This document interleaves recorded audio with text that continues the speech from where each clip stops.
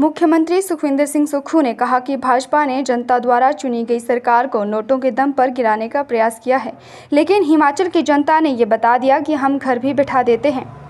वहीं उप मुख्यमंत्री मुकेश अग्निहोत्री ने फैक्ट फाइंडिंग कमेटी के दौरे पर कहा कि सरकार पूरी तरह से स्थिर और स्थायी है, विपक्ष साजिश और षड्यंत्र छोड़कर प्रदेश हित में काम करे। उन्हें सत्ता सरकार की चिंता करने की कोई आवश्यकता नहीं है। उन्होंने ये भी कहा कि नेता प्रतिपक्ष को माफ़ी मांगनी चाहिए कि उन्होंने सरकार को गिराने की कोशिश की लेकिन नहीं गिरा पाए। उन्होंने करारा जवाब देते हुए कहा कि विपक्ष को सत्ता की लालसा नहीं रखनी चाहिए। उनका ऑपरेशन लोटस पूरी तरह से विफल हो गया है। भाजपा अब सत्ता में आने का शॉर्टकट ना ढूंढे। उन्होंने ये भी कहा कि ईडी चुनाव से पहले दबाव बनाने आई थी, लेकिन रिजल्ट को प्रभावित नहीं कर पाए। उप मुख्यमंत्री मुकेश अग्निहोत्री ने कहा कि हमारी सरकार स्थिर होने के बाद अब वित्तीय मोर्चे पर काम करेगी। क्या कहेंगे 2 दिवसीय बैठक? हाईकमांड के दिशा निर्देश के अनुसार लोकसभा में किस प्रकार हार हुई है उस पर चर्चा करने के लिए कमेटी आई है और निश्चित तौर पर ऐसी चर्चा होनी भी चाहिए। लेकिन मैं हिमाचल की जनता का धन्यवाद करना चाहता हूं कि लोकसभा के चुनावों में 14% के करीब हमारे वोट्स में बढ़ोतरी हुई है और विधानसभा के चुनावों की अगर हम 2022 का देखें तो भी उसमें कम अंतर रहा, लेकिन जो 6 उपचुनाव जीते उसकी परिस्थिति बिल्कुल भिन्न थी।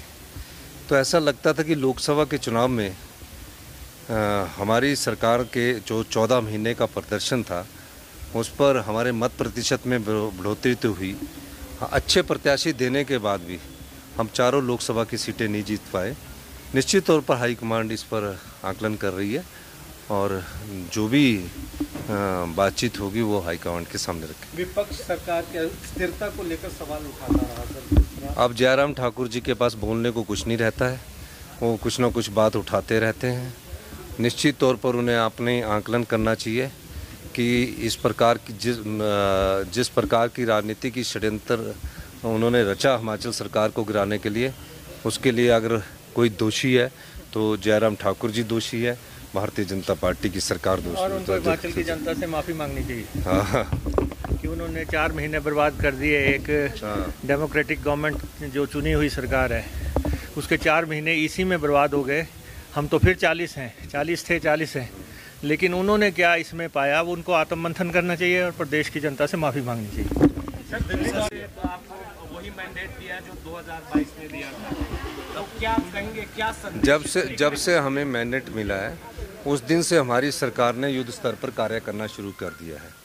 हमारी सरकार ने कैबिनेट बैठक की, कई पोस्टें निकाली। निश्चित तौर पर हिमाचल को आत्मनिर्भर बनने की और हम आगे बढ़ रहे हैं।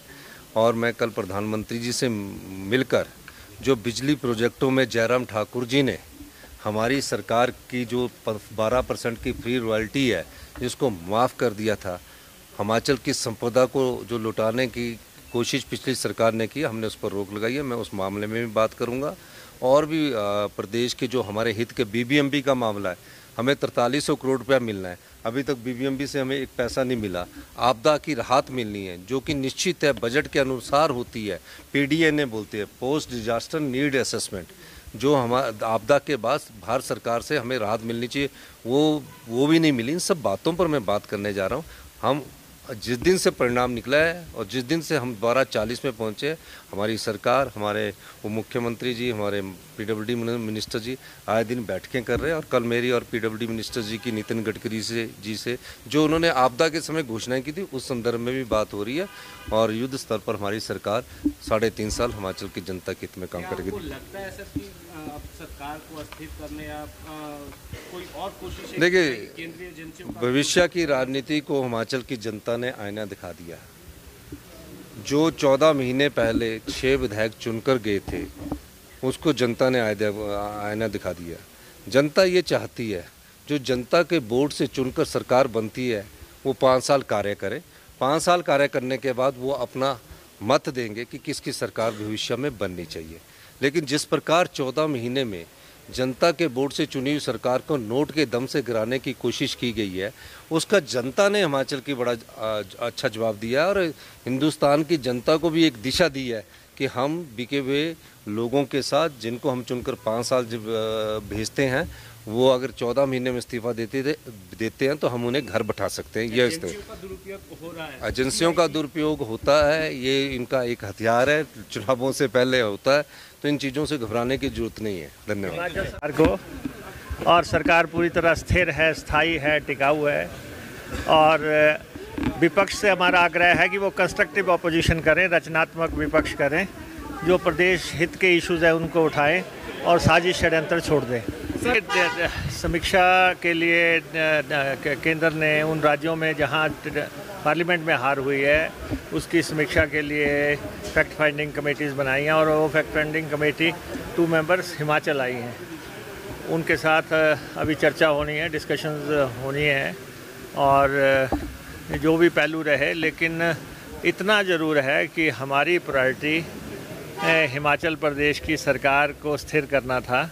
उस प्रायोरिटी में हमने काम किया, और आज हम उतने ही MLAs पे पहुंच गए हैं जितने पे हम थे। बाकी तो जो डिस्कशन होगी, जो उसका आउटकम होगा, वो हम आपको बताएंगे। दावे बहुत बड़े बड़े किए गए थे, चाहे नेता प्रतिपक्ष की बात करें, पूर्व केंद्रीय मंत्री अनुराग ठाकुर की बात करें, अब ये जो मैंडेट आया, फिर आप 40 पर पहुंचे, क्या संदेश है ये सर, और भाजपा को क्या कहेंगे? नहीं, अब आप देखें कि अभी तीन सीटों पे इलेक्शन हुआ है। श्रीमती कमलेश ठाकुर जो हैं ऑलमोस्ट 10,000 के आसपास के मार्जिन से जीती हैं, और वही मार्जिन से हमारे हरदीप बाबा भी जीते हैं। तो दोनों सीटें जो हैं एक बड़े रिस्पेक्टेबल और इम्प्रेसिव मार्जिन से हमने ये सीटें जीती हैं, और यहाँ पे दो इंडिपेंडेंट्स जो हैं, इंडिपेंडेंट्स का इस्तीफे का कोई प्रश्न नहीं बनता था। वो तो उनको बताना चाहिए कि आखिर what were the compelling circumstances कि उन्होंने इस्तीफा दिया। लेकिन 2 सीटों पे तो कांग्रेस के लोग आ गए, तो उन्होंने क्या गेन किया? 42 महीने की MLA-शिप गवाई, और एक हमीरपुर की सीट भी हम नैरोली हारे हैं, और सिर्फ 700 वोट 800 वोट और चाहिए था, अदरवाइज़ वहाँ भी हमने अच्छी फाइट दी है। तो कांग्रेस पार्टी का जो विधानसभा को लेके बहुत अच्छा प्रदर्शन रहा है। पहले 6 इलेक्शन हुए थे, उसमें हमने 4 जीते, और अब 3 है, उसमें से हमने 2 जीत लिए। तो बहुत रिस्पेक्टेबल तरीके से लोगों ने कांग्रेस पार्टी की जो सरकार की नीतियां हैं, कार्यक्रम हैं, उन पे मोहर लगाई, और हमारी सरकार को स्टेबल किया। सारा ध्यान वहाँ पे केंद्रित था। अब सरकार की जो और चुनौतियां हैं, जो फाइनेंशियल फ्रंट हैं, लोगों के ड्यूज़ हैं, रिजल्ट्स निकालने हैं, अब हम उस पर केंद्रित करेंगे। हम विपक्ष को एक बार फिर ये आग्रह करना चाहते हैं कि हमेशा सत्ता की लालसा रखना सही नहीं है। हर समय सत्ता ढूंढते रहना, अगर आपको जनता ने विपक्ष में बिठाया है तो आप उसकी कदर करें कि भाई जनता ने हमें विपक्ष में बैठने के लिए कहा है और कांग्रेस को सत्ता में बैठने के लिए कहा है। कांग्रेस अगर पावर में आई है तो आप अपनी ताकत से, धौंस से, अपने मशीनरी से आप उस सरकार को टॉपल करने की कोशिश करें। इससे बेहतर है, एक आपने एक्सपेरिमेंट किया और ऑपरेशन लोटस पूरी तरह विफल हो गया, ध्वस्त हो गया पूरी तरह। ऑपरेशन लोटस हिमाचल प्रदेश में जिस ताकत से ध्वस्त हुआ है, उसमें बीजेपी के लोग कह रहे हैं कि इन लोगों को मंथन करना चाहिए जो इस समय बीजेपी को हेड कर रहे हैं, कि आखिर उन्होंने ये क्यों प्लान किया, क्या जल्दबाजी थी। और ये तो बीजेपी का इंटरनल मामला है कि वो देखें, लेकिन as a political party, ruling party, हम विपक्ष से यही कहते हैं कि आप कंसंट्रेट करें, कंस्ट्रक्टिव ऑपोजिशन करें, हिमाचल के इश्यूज़ की बात करें और सत्ता में आने की एक शॉर्टकट से ख्वाब छोड़ दें। ऐसा संभव नहीं होगा। सर, ED/IT की भी एक्शन हुआ 3 बाई इलेक्शन से पहले कुछ जगह कारोबारियों पर छापे मारे गए, इसको आप सब किस तरह से देखते हैं? नहीं, ठीक है, इलेक्शन से पहले वो आए थे, कुछ दबाव बनाने की कोशिश हुई होगी, लेकिन रिजल्ट्स तो प्रभावित नहीं हुए हैं। हमारे हक में दो सीटें हमने जीती हैं। बाकी तो जो चुनौतियां आएंगी उनको फेस करेंगे एज ए गवर्नमेंट। लेकिन बीजेपी ये सोचे कि अब पहले 40 से उन्होंने तोड़फोड़ की, अब क्या करेंगे, हम तो फिर उतने ही हैं। हाँ, हम तो इस पूरे एपिसोड में आप देखें कि 6 लोगों की एमएलए-शिप चली गई। वो लोग किसके बहकावे में आए, क्या साजिश थी, क्या षड्यंत्र थे, उन्होंने क्या खोया, क्या पाया, ये तो उनको मंथन करना है। हमें तो नहीं, देखो वो नेता प्रतिपक्ष हैं और विधानसभा का मसला है, एमएलएस को वहाँ से पिन डाउन करना और वहाँ से निकाल के अपने साथ जोड़ना, तो बहुत बड़ी जिम्मेवारी जो है जयराम जी पे जाती है कि उन्होंने 6 एमएलएस के एमएलए-शिप गवा दी। उन्होंने प्रदेश में 4 महीने अस्थिरता का माहौल किया। उन्होंने जो है साजिश षड्यंत्र रची और वो जो है सरकार बनाना चाहते थे, सरकार नहीं बनी और उनका सारा ऑपरेशन औंधे मुँह गिर गया। ऑपरेशन लोटस विफल हो गया और प्रदेश में 40 की सरकार है।